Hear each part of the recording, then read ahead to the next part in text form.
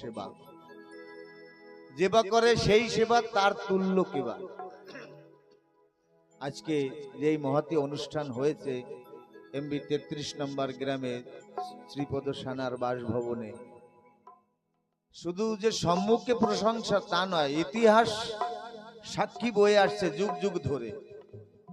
হরি পূজা হতে শ্রেষ্ঠ হরিভক্ত সেবা, যে করে যেবা করে সেই সেবা তার তুল্য কেবা। তাই করে মতুয়ারা সেবা মহোৎসব, কীর্তন আনন্দে মগ্ন হরি হরি রব। জপিয়া নাম মতুয়া বীরে, বক্ষ ভাষায় নয়ন নীরে, একে অপরে জড়িয়ে ধরে, কেন কাঁদে কিসের তরে? কিছু বোঝে না কেন কাঁদে। ভক্তে তারা দেখে হরি, ধুলায় দিয়ে গড়াগড়ি। এ হলো ভক্তের চরিত্র। ভক্ত কি বলছে? চাই না কভু প্রভু, চাই না কভু প্রভু উচ্চ পরিচয়। ভক্ত বলছে, আজকে আমরা দেখলাম, অন্য অন্য অনুষ্ঠান আমরা দেখি, কিন্তু এই বাড়িতে দেখলাম গৃহকর্তা কাঙালের বেশে একখানা গামছা পরিধান করে ঘুরে বেড়াচ্ছে। কোনো অহমিকা নাই, কোনো উচ্চতা নাই, কোনো দম্ভ নাই। চাই না কভু প্রভু উচ্চ পরিচয়, তুমি আমারে চেনো, এই করুণা করো দয়াময়। ঠাকুর, জগতে যে কয়দিন আছি তোমার ভক্ত সেবা মানব সেবা করাতে তুমি আমাকে চেনো, যে আমিও একজন তোমার ছিলাম, আমিও তোমার সন্তান। তুমি আমায় চেনো, এই করুণা করো দয়াময়। মহাজন আরো বলছে, আপনি পালিয়া ধর্ম, হরি বল, আপনি পালিয়া ধর্ম জীবেরে শিখান, সকল দানের শ্রেষ্ঠ ধর্ম মহাদান।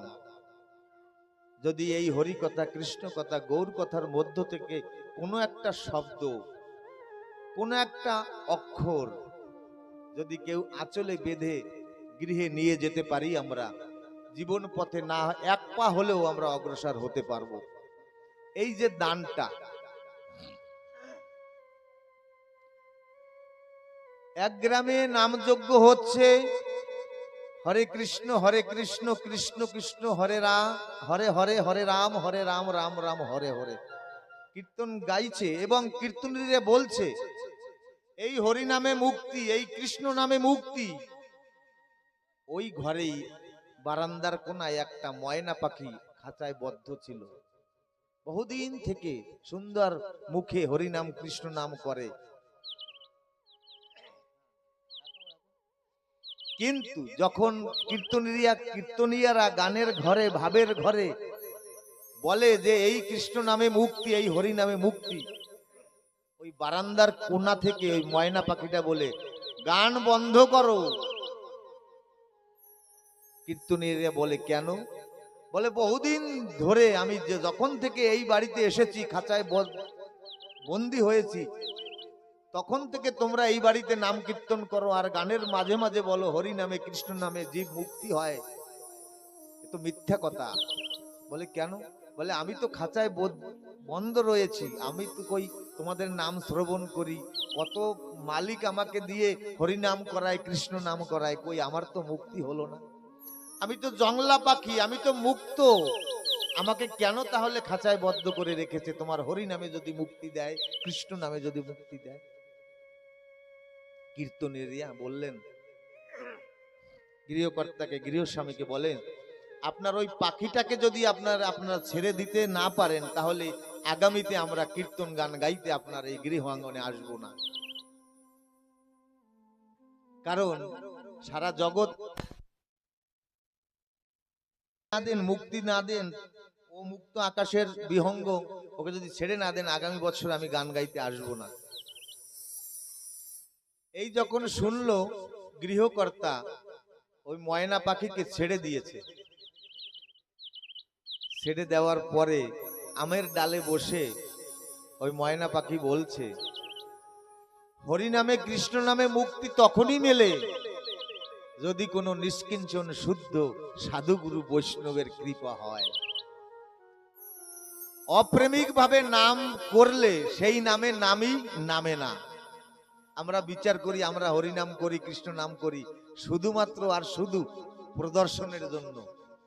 নিজে তরিবার তরে আমরা নাম করি না, প্রেম ভাবে মাধুর্য ভাবে নাম করি না, তাই নামের মধ্যে নামই আসে না। ওই পাখিটা আমডালে বলছে, আমডালে বসে বলছে, আজকে যদি গৃহকর্তা আমাকে ছেড়ে না দিত, আজকে আমার মুক্তি হতো না। আমার এই শ্রীপদ বাবা আমাদের জন্য গৃহকর্তা, সবাইকে ডেকে ডেকে গৃহ সংসার থেকে, বদ্ধ মায়ার খাঁচা থেকে আমাদের মুক্তি দিয়ে এনেছে। এসো তোমরা সাধুগুরু বৈষ্ণবের সংস্পর্শে বসে হরি নাম কৃষ্ণ নাম করে তোমরা মুক্তি পাও। আজকে গৃহকর্তা আমাদের চরম মুক্তি দিয়েছে। তাই বলছে অধিক ধন উপার্জনে কি লাভ হয়, যা লাগে না কবু মানব সেবায়। যে ধনে মানব সেবা হয় না সে ধনের কোনো দাম নাই, কারণ যাওয়ার দিন সকল ফেলে যেতে হবে। যদি যদি কখনো মনে ভক্তি জাগে, তাহলে মনে করবে তুমি ভগবানকে মনে করনি, ভগবান তোমাকে মনে করেছে। আজকে শ্রীপদদা বাবাকে ভগবান মনে করেছে, তাই তার ডাকে যেমন গঙ্গাধর হরিচাঁদ রূপী গঙ্গাধর সকল ভক্তদের নিমন্ত্রণ করে এনেছিল, তেমনি শ্রীপদ বাবার হয়ে সকল ভক্তদের এখানে নিয়ে এসেছে। অনেক কথা বলার ছিল, কিন্তু এক দিবসীয় কথায় ঠাকুরের গুরুচাঁদের আদর্শ বলার মনের খুব ইচ্ছা ছিল। তারপরে ছোট্ট ছোট্ট বাচ্চারা যখন স্কুলে যায়, মাস্টার মশাই হোমওয়ার্ক দিয়ে দেয় বা হাতের লেখা দিয়ে দেয়। ইচ্ছা ছিল গুরুচাঁদের আদর্শ নীতি, গার্হস্থ্য নীতি আমি কিছু হোমওয়ার্ক দেব মায়েদের। আগামী বছর যদি ঠাকুর আনে, কিছুটা তো পরিবর্তন হবে। গৃহস্থ গুরুচাঁদের গার্হস্থ্য আশ্রমের নীতি শিক্ষা মহাপ্রভু গুরুচাঁদ সর্বক্ষণ ভক্তগণকে বলতেন, চতুর আশ্রমের মধ্যে গৃহাশ্রম মূল, এর শাখা প্রশাখা বট বৃক্ষের মতো। তাই কিছু হোমওয়ার্ক দেওয়ার ছিল, কিন্তু স্কুলের ঘন্টি বেজে গেছে। তাই অন্তিম কথা বলে আমরা ঠাকুরের আরতি কীর্তন করে আমরা বিশ্রামের দিকে অগ্রসর হব। অধিকতর মানুষ পূজা পার্বণ কীর্তন মন্দিরে যাওয়া, সাধু সঙ্গ করা, দান ধ্যান করা মনে করে, কিন্তু সন্তুষ্টি পায় না। এত কিছু করার পরে আত্মার তৃপ্তি হয় না। আচ্ছা, ছোট্ট মামনিকে ডাকো, একটা গান করবে। শান্তি নেই, কারণ এ বিষয়ে প্রাচীন একটি দৃষ্টান্ত। এত কিছু করেও আমরা কেন শান্তি পাই না?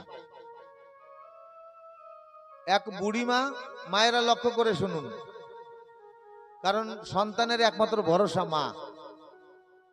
কারণ সন্তান নবজাত শিশু যখন কাঁদে, ভাষা ফোটে না, ওয়া ওয়া করে কাঁদে, মা কিন্তু বোঝে সন্তান কি চায়, কোথায় কষ্ট। তাই সন্তানের ভরসা শুধু মা। তাই মায়েরা লক্ষ্য করে শুনুন।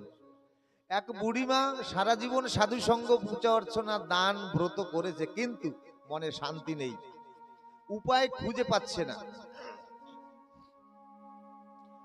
অনেকবার ঠাকুরের কাছে প্রার্থনা করেছে, হে প্রভু কৃপা করো, কিন্তু কোনো লাভ হলো না।